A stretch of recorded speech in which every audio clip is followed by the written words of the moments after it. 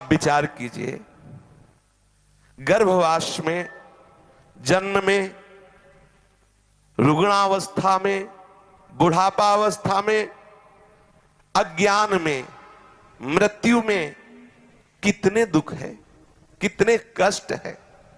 आप कभी विचार करते हैं कि ये मनुष्य जीवन दुखालयम भगवान ने कहा इस मृत्यु लोक को, तो तुम केवल भोगों को भोगते हुए सुख का अनुभव करना चाहते हो, कैसे आप इन महान दुखों से बचोगे। आप विचार कीजिए, मल के द्वारा ढके हुए गर्भ में अत्यंत सुकुमार शरीर से युक्त होकर जब हम थे तो वहां बहुत छोटे छोटे कीड़े अंदर गर्भ में होते, छोटे छोटे कीड़े, वो उसको काटते हैं। वो जेर से लिपटा हुआ वो अत्यंत कोमल शरीर वाला बच्चा, माता को उस समय खाने की रुचि होती, खट्टा खाए, कड़ुआ खाए, क्योंकि उसकी त्वचा को जाके जलाएगा, उसे भोग भुगाना है। उसको उसकी जिह्वा में मांग होने लगती, मैं खट्टा खाऊं, तीखा खाऊं, चरफरा खाऊं। गर्मा गर्म, तीखे, कड़वे, खट्टे इन पदार्थों के द्वारा उसके शरीर को भयंकर जलन होती है। हाथ पैर पूरी तरह वो फैला नहीं सकता, क्योंकि कुंडलाकार होता है, कुंडलाकार। ऐसे घृणित पदार्थों के बीच में कुंडलाकार छोटे छोटे कीड़ों से काटा जाता है, और खान पान की जो सामग्री विपरीत हुई उससे उसके त्वचा में बड़ी जलन होती है। श्वास भी ठीक से नहीं ले सकता। पूर्व जन्म के कर्मों का उस समय स्मरण करता और पुकार उठता है, प्रभु एक बार मुझे अवसर दे दो, मां के गर्भ से निकलने का एक बार अवसर दे दो। भगवान उसे ज्ञान शक्ति उस समय देते हैं। वो विचार करता, अनेक जन्मों के कर्म उसे दिखाई देते हैं, कांप जाता है, प्रभु एक बार अवसर दे दो, मैं बस जन्म लेते ही आपका भजन करके इन समस्त कर्मों का नाश करके आपकी प्राप्ति करूंगा। भगवान की अहेतुकी कृपा होती है। मल मूत्र शुक्र रुधिर में लिपटा हुआ वो बच्चा प्राजापत्य नामक वायु से प्रेरित होता है। श्रुति नामक वायु उसे धक्का देती है और वो मुख नीचे किए हुए बड़ा कष्ट सहता हुआ माता के योनि द्वार से बाहर निकलता है, बड़ा कष्ट सहता हुआ। जन्मत मरत दुशाह दुख होई। आप कल्पना भी नहीं कर सकते कि कैसे कष्ट से जन्म होता है, कैसे कष्ट से हम गर्भ में रहे। ये माया की चाल है, ढक देती है, वो ज्ञान प्रकाशित नहीं हो पाता। जब ही जन्म होता है इतना भयानक कष्ट होता है कि मूर्छित हो जाता है कुछ क्षण के लिए। इसके बाद जब चेतना जागृत होती है तो बाहर की वायु स्पर्श करते हुए सारा ज्ञान मूर्छावस्था में ही चला गया जो भगवत प्रेरित हुआ था।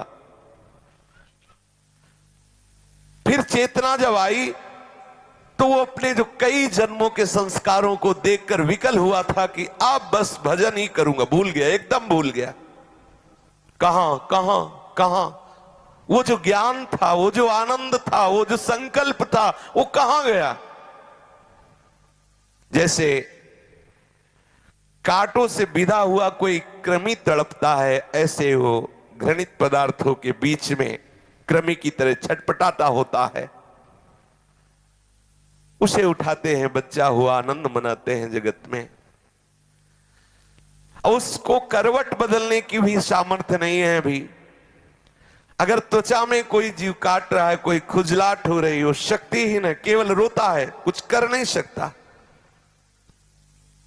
जब मां दुग्ध पान कराएगी तभी वो पा सकता है, नहीं भूख से व्याकुल होकर वो रोता है। कीड़े की तरह छटपटाता रहता है, कुछ ना बोल सकता है ना कुछ कह सकता है, केवल सहता है। आप कभी अनुभव किए कि हम कितना कष्ट भोग कर आए हैं। सामर्थ्यहीन वो बच्चा जो अपने दुखों का ना तो किसी से वर्णन कर सकता है ना अपने को बचा सकता है, वो दुख भोगते हुए थोड़ा बड़ा हुआ, तत्काल उसके ऊपर तीनों तापों का प्रभाव घेर लिया, आधिदैविक, आधि भौतिक, आध्यात्मिक। वो अज्ञान अंधकार से विमूढ़ हुआ, अंतःकरण मलिन। मैं कहां हूं, मैं कौन हूं, मेरा लक्ष्य क्या था, क्या है, कहां जाऊंगा, मेरा स्वरूप क्या है, सब भूल गया, सब भूल गया। मैं क्यों बंधा हुआ हूं, मैं ऐसे कष्ट क्यों भोग रहा हूं, इसका कारण क्या है, कौन सा उपाय है जो मुझे इस कष्ट से बचा सके, ऐसी कोई जिज्ञासा नहीं। बस वो पुनः दुखों की राशि में फंसने लगता है। मुझे क्या करना है, क्या करना चाहिए, ये ज्ञान अपहृत हो गया। क्या बोलना है, क्या नहीं बोलना चाहिए, ये ज्ञान अपहृत हो गया। क्या धर्म है, क्या अधर्म है, कौन से मार्ग का अवलंबन करना चाहिए, कौन से मार्ग का निषेध है, ये सब बातें भूल गया। क्या कार्य दोष युक्त है, क्या कार्य निर्दोष है, विवेक शक्ति खो गई। अनेक चिंताओं से ग्रस्त यौवन अवस्था को प्राप्त हुआ। मदांध, जो मन में आया वही कर रहे। शिश्न और उदर की परायणता, केवल जीव का स्वाद और जनेन्द्री का स्वाद, दो ही लक्ष्य रह गए। पशु सदृश मूढ़, वो फिर भूल गया कि वही कर्म कर रहे हो जिससे पुनः तुम्हारी दुर्गति होगी।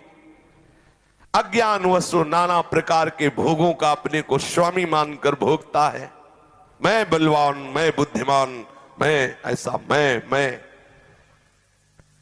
तमोगुण बढ़ने लगा, स्वभाव विपरीत जा रहा है, जड़ता उत्पन्न हो गई। अज्ञान, शास्त्र की बातें रुचती नहीं, सुहाती नहीं, और प्रतिकूलता की बातें आ गई। प्रमाद की हद हो गई। जो शास्त्र कहता ठीक उसके विपरीत आचरण, प्रमाद। अब वो ऐसे कर्म आरंभ करता है जिससे उसको भोग मिले, भोग सामग्रियां मिले, वो चाहे शास्त्र विरुद्ध हो, चाहे हिंसात्मक हो, चाहे जितना निंदनीय कर्म हो। जड़ता से युक्त हो गया, जड़ता। ये शरीर से अहम कर लेना, यही जड़ता है।